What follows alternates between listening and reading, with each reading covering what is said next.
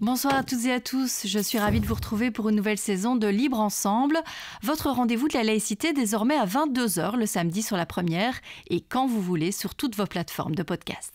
Notre émission continuera de donner la parole à toutes celles et tous ceux qui défendent au quotidien nos libertés, nos droits humains, la solidarité, la laïcité.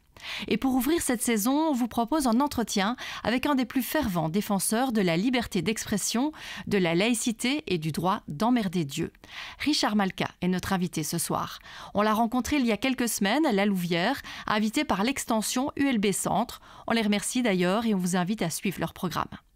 Richard Malka, il est auteur et on aura l'occasion de parler avec lui de son dernier livre, Après Dieu, publié chez Stock. Mais Richard Malka, c'est aussi l'avocat de Charlie Hebdo. Lors du procès des attentats de janvier 2015, il avait déclaré dans sa plaidoirie « C'est à nous, et à nous seuls qu'il revient de réfléchir, d'analyser et de prendre des risques pour rester libres. Libres de nous engager et d'être ce que nous voulons. C'est à nous et à personne d'autre qu'il revient de trouver les mots, de les prononcer, de les écrire avec force pour couvrir le son des couteaux sous nos gorges. À nous de rire, de dessiner, d'aimer, de jouir de nos libertés et de vivre la tête haute face à des fanatiques qui voudraient nous imposer leur monde de névrose et de frustration. » On retrouve tout de suite Richard Malka et on lui a donc demandé si la liberté, ça se méritait. Libre Ensemble, Vinciane Colson, Jacques Nizin. Ah oui, ça se mérite, c'est jamais acquis pour toujours. Donc en fait, ça se mérite génération après génération. Et j'aime beaucoup cette parole de Simon Bolivar, grand libérateur d'Amérique du Sud, qui dit « Quand un peuple est attaché à sa liberté, il la garde, il la conserve. Et personne ne peut lui voler. » En fait, ça dépend de nous. Ça ne dépend que de nous de conserver notre liberté d'expression et notre liberté.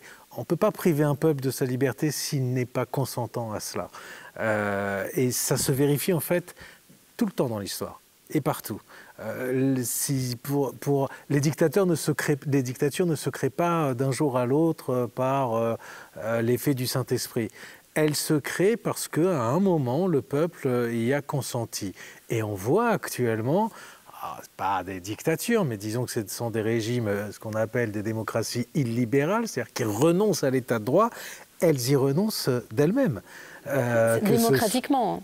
En Argentine, aux États-Unis, on peut avoir quelques inquiétudes, en Hongrie, il y a un mouvement général. De la même manière, pour prendre des exemples autrement plus tragiques, que l'Allemagne nazie elle-même a été portée au pouvoir par un vote populaire. Donc on a tous, chacun de nous, une responsabilité sur le devenir de nos sociétés. J'y crois très très fermement et c'est pour ça qu'il faut se battre. Oui, et c'est pour ça qu'il faut témoigner et continuer, parce qu'on voit en fait, vous vous exprimez, alors que ce soit dans les tribunaux, en tant qu'avocat, vous écrivez des livres, vous intervenez dans les médias, vous participez à des conférences comme ici à La Louvière. On est donc au théâtre à La Louvière où vous faites une conférence, vous êtes sur les réseaux sociaux aussi. Vous n'êtes jamais lassé finalement de la défendre? On me pose souvent cette question, bizarrement non. Alors qu'effectivement, on pourrait se dire que cette conférence, je l'ai faite quelques centaines de fois en réalité. Mais non, et à chaque fois, j'ai cette passion de convaincre et je me dis que si j'arrive à convaincre à chaque fois 1, 2, 3, 4, 5 personnes, c'est déjà énorme. Et puis c'est des graines pour le futur. Donc non, ça donne du sens à ce que je fais. Et par ailleurs, il y a des personnes qui ont besoin d'avoir des mots, des arguments, qui ne savent pas comment les exprimer. En fait, c'est peut-être une petite générosité de ma part de redire cela encore et encore, mais j'en reçois tellement de personnes qui viennent me remercier, me dire que elles vont pouvoir à leur tour retransmettre un savoir, une connaissance, une réflexion parce qu'elles auront assisté à telle conférence ou à telle plaidoirie ou qu'elles auront lu un livre. Pour moi, rien ne peut me faire plus plaisir et me satisfaire davantage. Et donc il y a une contrepartie à cette répétition, mais je m'en lasse pas. Non, je m'en lasse pas, parce que vraiment, je crois que chacun a notre place par les associations auxquelles on adhère, par une activité sur les réseaux sociaux éventuellement. Et c'est pour ça que je suis très réticent à l'égard des réseaux sociaux, mais j'ai fini par aller moi-même sur TikTok. Mais c'est ça, j'ai vu il y a quelques mois que vous étiez sur TikTok. Alors que vraiment, a priori, je considérais que c'était pas ma place. Sauf que si vous voulez parler aux jeunes, vous n'avez plus le choix aujourd'hui. Et c'est là que ça se passe. Et donc, il ne faut pas laisser... Je considère que c'est comme une terre de mission, en fait. Il ne faut pas laisser ça aux adversaires de la laïcité et de la liberté d'expression. Parce qu'on sait qu'eux sont présents. Parce qu'eux sont présents. On sait qu'il y a des prédicateurs de toutes les religions, d'ailleurs. C'est une assez grande satisfaction, ne serait-ce que quelques lycéens ou quelques étudiants qui vous envoient des messages. Je ne peux pas y répondre, évidemment, je n'ai pas le temps, mais qui vous disent ça nous a fait réfléchir. Donc voilà, je considère que je le dois à mes amis qui ne sont plus là, qui ont été tués par le fanatisme, que c'est aujourd'hui mon parcours, mon destin, c'est ma raison d'être dans l'univers, c'est d'essayer de transmettre cette foi. Bizarrement, c'est moi qui parle de foi, cette foi dans la liberté. Et vu que vous parliez des jeunes générations, on dit souvent que ces jeunes générations, elles sont moins attachées à la laïcité. Vous qui avez été de cette génération qui a vraiment profité de la liberté, est-ce que vous avez l'impression qu'on a raté quelque chose dans la transmission de la liberté et de la laïcité? Ah oui, clairement. Oui, ça c'est certain.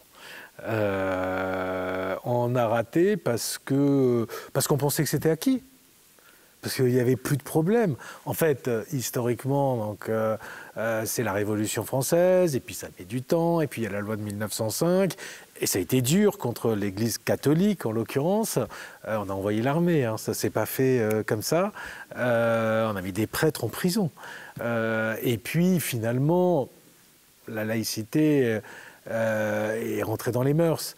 Et il y a toujours quelques problèmes, quelques chapelles intégristes, mais grosso modo, c'était acquis. Donc on a arrêté de transmettre l'intérêt de cette valeur. Pourquoi la laïcité? À quoi ça sert? En quoi c'est un idéal, quasiment une utopie? En quoi ça garantit la liberté des hommes et des femmes? En quoi ça garantit l'égalité des hommes et des femmes? En quoi c'est un joyau, que c'est précieux, que c'est ce qu'il y a de plus beau dans l'héritage des Lumières? On a arrêté. Et on a laissé les adversaires de la laïcité travestir ce que c'est. On a laissé les adversaires de la laïcité rajouter des adjectifs. Ou alors nous dire qu'en fait, c'est une invention de l'homme blanc, colon, occidental, que c'est un racisme. Donc et tout ça, c'est évidemment n'importe quoi. Mais on a abandonné le combat longtemps, et tellement on pensait que c'était évident. Tellement on pensait que les hommes ne voudraient pas retourner dans l'esclavage, qu'ils resteraient attachés à leur liberté. Mais en fait, ça ne marche pas comme ça. Et j'ai toujours en tête cette citation de Dostoïevski, il n'y a rien que l'homme ne préfère à la liberté, si ce n'est l'esclavage. C'est dur la liberté. C'est plein de questions, c'est plein de gouffres, on ne sait pas quoi faire. Mais ça veut dire que c'est plus dur la liberté que l'esclavage. Eh oui, bien sûr que c'est plus dur. C'est plus dur parce qu'on est face à soi-même, à ses échecs, à ses questionnements, au gouffre du sens de la vie, de la mort, pourquoi tout ça on n'a pas une religion pour vous dire ce que vous devez faire, pas faire, qui vous devez aimer, pas aimer. Ça vous donne un sens. En tout cas, une religion vue comme un dogme que vous devez appliquer sans trop vous poser de questions. Ça ne veut pas dire qu'il n'y a pas des gens croyants qui ne se posent pas les mêmes questions que moi, parce qu'ils ont un autre rapport à leur religion. Mais pour ceux qui conçoivent leur religion comme étant un manuel, un code pénal et un code civil en même temps, vous avez là la réponse à toutes les questions que vous pouvez vous poser. Là, plus vous êtes libre de tout ça, et parfois je regrette moi de ne pas croire, parce que c'est dur en fait. Oui, il y a des gouffres autour de soi partout. Et en même temps, ça fait une vie tellement plus riche, tellement plus amusante, tellement plus intéressante de se confronter à soi-même et de se poser toutes ces questions-là. Donc oui, c'est plus dur. Mais il y a des contreparties. Parce que mieux vaut, c'est ce que je dis dans ce livre-là, en fait, pour ne pas se poser toutes ces questions-là sur le sens de la vie, sur la mort, en fait, on accepte de vivre comme des morts vivants. d'abandonner sa liberté de conscience, sa liberté de critique, son libre arbitre. Donc je préfère vivre avec des questions que devenir un zombie. Oui, c'est ça, qu'avec des réponses toutes faites aussi. Mais c'est clair que c'est une des questions que vous posez dans le livre Après Dieu. Alors je vais peut-être juste dire un mot sur la démarche de ce livre, parce qu'en fait donc, il est publié dans la collection Ma nuit au musée. Alors le principe, c'est donc de passer la nuit dans un musée et d'en écrire un livre. Vous avez choisi un musée finalement qui n'en est pas un, puisque vous avez passé une nuit au Panthéon, monument funéraire en l'honneur des grandes personnes de l'histoire de France. Un lieu d'ailleurs où les symboles s'entremêlent, hein, parce qu'il y a à la fois le Christ et Marianne, la religion, la République, Dieu et la liberté. Alors pourquoi ce lieu déjà ? Parce que d'abord c'est un lieu magnifique, assez méconnu à Paris, qui a une histoire absolument incroyable que je raconte au début de ce livre, que j'ai d'ailleurs découvert. Oui, puisque ça devait être une église, hein, et puis après finalement ça ne l'a jamais été. Ça a été une promesse faite par Louis XV alors qu'il pensait qu'il allait mourir. Finalement il est sauvé par un médecin qui est un médecin juif, donc il aurait dû construire une synagogue, mais finalement ce sera ni une basilique ni une synagogue, ce sera puisqu'il n'a pas été terminé avant la Révolution française, il n'a pas été consacré et les révolutionnaires ont décidé d'en faire un bâtiment à la gloire de leur nouvelle religion civile et donc des grands hommes et des valeurs républicaines. Et donc ce bâtiment, j'ai voulu y aller et j'y suis resté enfermé une nuit entière, tout seul, parce qu'il y a Voltaire. Et que j'avais très envie de parler avec Voltaire. Ouais. Et en réalité, j'avais surtout envie d'approfondir ma réflexion sur tous ces thèmes, parce que ça fait des années que je les traite, que j'ai besoin aussi de me renouveler, de m'approfondir, de changer d'angle, de trouver des nouveaux arguments pour convaincre, parce que les temps changent aussi, qu'il faut s'adapter, et que je me disais que redécouvrir tous les ouvrages de Voltaire, la vie de Voltaire, comme je l'ai fait donc, pour traiter de ce livre, et pouvoir initier ce dialogue fictif et imaginaire avec lui, ça me permettrait d'aller plus loin. Parce que c'est vrai que Voltaire, pour ceux qui ne le connaîtraient peut-être pas bien, philosophe des Lumières évidemment, et c'est surtout le symbole de la lutte contre le fanatisme religieux. Et vous dites à un moment dans le livre « Regarde où nous en sommes, toi qui pensais que le fanatisme connaissait ses dernières heures et que disparaîtraient les fous furieux lisant la Bible au premier degré ». Il était vraiment persuadé que le fanatisme n'en avait plus que pour quelques années à exister. Si on lui avait dit que 250 ans après l'exécution du chevalier de la Barre pour blasphème, il y aurait 12 pauvres simples dessinateurs qui seraient exécutés à Paris pour blasphème, et puis ensuite un professeur décapité, et puis même un prisonnier, Ivan Colonna, exécuté aussi parce qu'il aurait mal parlé du prophète, et puis un autre professeur ensuite parce qu'il enseignait la laïcité, tout ceci se passant en France, et puis en réalité des centaines de milliers de morts à raison du fanatisme religieux encore aujourd'hui. Oui, je pense qu'il se serait retourné dans sa tombe. Parce qu'on pensait que la religion allait se séculariser, mais on parlait du christianisme. Et il y a eu, pendant la parenthèse enchantée que vous évoquiez tout à l'heure et qui m'a permis, moi, de vivre la liberté, mais j'ai vraiment l'impression que c'était une période très courte, en fait, dans l'histoire de l'humanité, une parenthèse qui, malheureusement, à certains égards, se referme. On voit un retour du religieux, on le constate. Si on veut avoir une pensée d'une quelque utilité que ce soit, il faut partir du réel. Et le réel, c'est le retour du religieux. Alors, c'est essentiellement l'islam, sous nos latitudes. C'est aussi les églises protestantes très radicales. Puis aux États-Unis, il y a aussi un catholicisme qui se durcit. Mais sous nos latitudes, c'est essentiellement l'islam. Et donc, mon combat, c'est un combat aussi pour les musulmans qui subissent souvent une religion liberticide. C'est de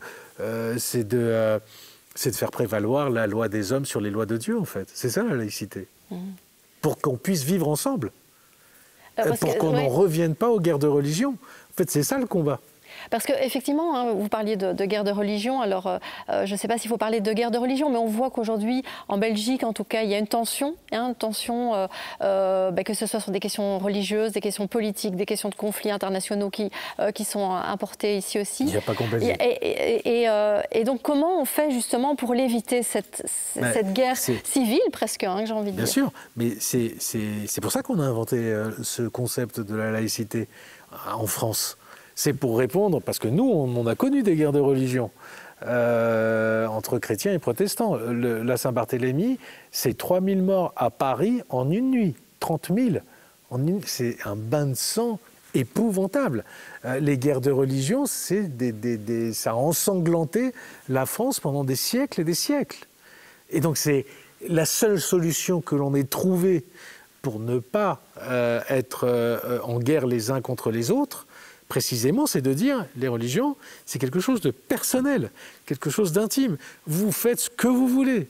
Chez vous, dans votre vie privée, vous choisissez votre religion, vous la respectez au degré que vous voulez, mais c'est personnel. Ça n'a pas à empiéter sur le domaine public. Vous n'avez pas à faire de prosélytisme. Vous n'avez pas à l'imposer aux autres. La sphère publique est neutralisée en quelque sorte pour les religions. Parce que sinon, celui qui est musulman va dire moi je veux appliquer la charia, mais pourquoi dans ce cas-là celui qui est catholique ne dirait pas moi je veux appliquer la Bible, et puis le juif moi je veux appliquer la Torah? Et comment on fait? Si chacun a sa loi, comment on fait pour avoir une loi commune? Et donc forcément ça crée des tensions.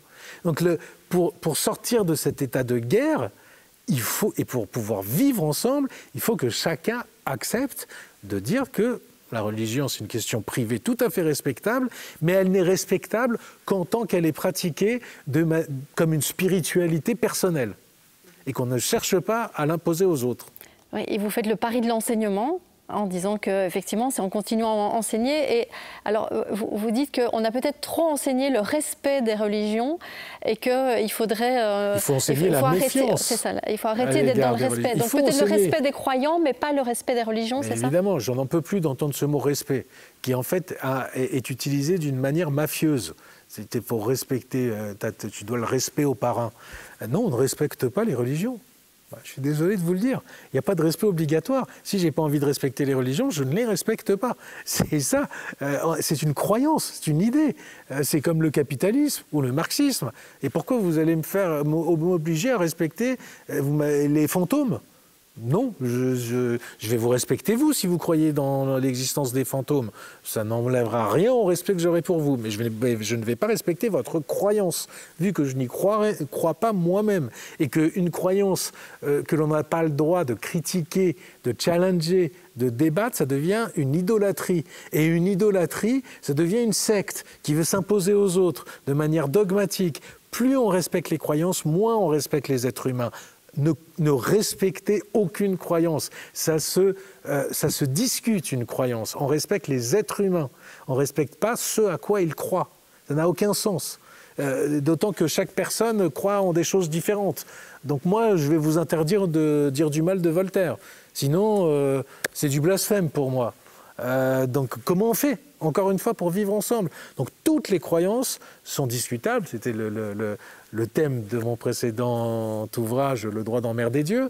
C'est un droit imprescriptible de l'être humain. C'est un droit de l'homme de pouvoir critiquer autant que l'on veut toutes les croyances, la sienne, celle des autres et celle qu'on n'a pas encore inventée. Ouais, le droit de blasphémer, mais qui est difficile, on le sait, hein, les profs le disent, c'est difficile aussi d'en parler en classe, par exemple, parce qu'on parlait de l'enseignement. Ce mot de respect, c'est un synonyme de censure. Je ne veux pas de l'altérité, je ne veux pas discuter avec quelqu'un qui pense autrement que moi. Dans ce cas-là, il faut vivre qu'avec des gens qui pensent exactement comme vous. Parce que ne pas l'altérité, ça provoque effectivement du débat avec des gens qui ne sont pas d'accord avec vous. Et si vous vous dites « je suis offensé, je suis heurté parce que j'entends quelque chose qui ne va pas dans mon sens », il faut aller vivre dans une grotte. Et en fait, le respect, ça veut dire ça. C'est « ne me dis pas quelque chose qui va à l'encontre de ce que je pense ». Mais ça, c'est tyrannique. On ne peut pas vivre comme ça. Et au niveau et surtout, on s'assèche. Et on devient encore une fois, des zombies qui ne pensent plus. Donc le fait religieux, c'est très bien de l'enseigner, sous l'angle de l'historicité, mais déjà ça, c'est compliqué, et c'est quasiment impossible. Est-ce que Moïse a existé ? Est-ce que Jésus a existé ? Est-ce que Mahomet a existé ? Je vous souhaite bon courage. Et par ailleurs, il faut enseigner la méfiance à l'égard des religions quand elles deviennent des dogmes. C'est ça. Parce que pour revenir à Voltaire, finalement, Voltaire, il n'était pas athée. Non. Il croyait en Dieu, mais par contre, il ne croyait pas dans la structure, dans les religions. Il était déiste, c'est-à-dire qu'il rejetait avec une violence infiniment plus grande que la mienne, et que celle qui peut être celle des laïcs aujourd'hui, les religions. Et il a traité des 3 religions monothéistes. Il avait une petite tendresse pour les polythéismes. Il dit que c'était moins toxique, en fait. Mais donc, il rejetait les religions. C'était des contes pour enfants. Jésus, pour lui, prétendre qu'il avait marché sur l'eau, enfin, jusqu'à sa dernière seconde de sa vie sur son lit de mort, il refusait de reconnaître Jésus. Par contre, il croyait en Dieu, un grand architecte, un grand horloger, et il pensait que c'était nécessaire pour que l'humanité conserve une morale que de croire en une puissance supérieure, mais en rejetant complètement tout le corpus religieux. Oui, parce que alors j'ai envie de lire un extrait du livre. C'est un dialogue que vous avez eu avec Robert Badinter, parce que vous partez du principe que finalement, est-ce qu'il faut vraiment est-ce qu'on ne peut pas juste supprimer les religions, supprimer les dieux? Et Robert Badinter, il y a une quinzaine d'années, vous a répondu: vous ne pourrez rien y faire, Richard. Vous ne pouvez pas demander aux paysans du Sahel qui se brisent le dos sur sa terre aride, à l'ouvrier du Bangladesh qui peine à nourrir ses enfants en travaillant 15 heures par jour, à la femme de ménage haïtienne qui s'échine au milieu du chaos, de renoncer à une vie meilleure dans l'au-delà. Ils ont besoin de croire à un plus grand que soi, sinon c'est trop dur. Renoncer à une puissance consolante et prometteuse reviendrait pour eux à se priver de tout espoir. C'est impossible. Est-ce que du coup, c'est pas là-dessus qu'il faut travailler aussi, c'est réduire les inégalités, c'est améliorer les conditions de vie ici et maintenant? Alors, c'est d'ailleurs la pensée des pères fondateurs de la laïcité à la fin du XIXe siècle. Ferdinand Buisson, en particulier, a des mots très forts là-dessus. Il pense qu'on ne parviendra pas à achever l'édifice laïque s'il n'y a pas une justice sociale, en fait, plus ou moins aboutie. Évidemment que les conditions de vie, c'est un paramètre important. Évidemment que si vous avez cette vie-là dont me parlait Robert Badinter, c'est pas possible. Vous avez besoin d'une consolation. Vous avez besoin de croire qu'il y a un sens divin à tout cela, que ça va être mieux dans une vie dans l'au-delà. Sinon, c'est effectivement trop dur. C'est ce que disait Victor Hugo, qui lui aussi était comme Voltaire, déiste, mais rejetant la religion. Il disait, croire est difficile, mais ne pas croire est impossible.